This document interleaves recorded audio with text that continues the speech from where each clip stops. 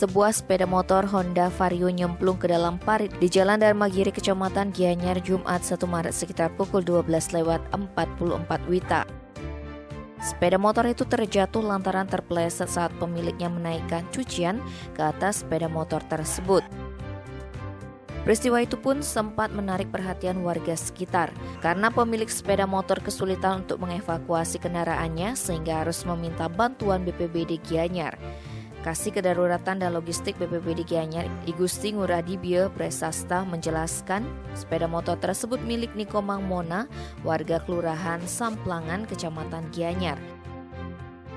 Saat itu pemilik motor mencuci pakaian ke lokasi. Setelah selesai mencuci, dia hendak menaikkan cucian ke atas motor. Karena terpeleset, sepeda motornya nyemplung ke parit dan terendam air.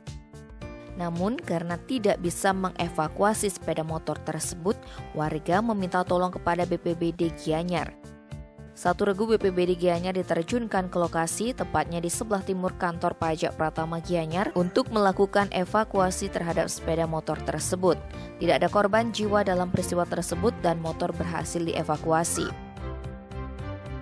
Tim Bali Express melaporkan.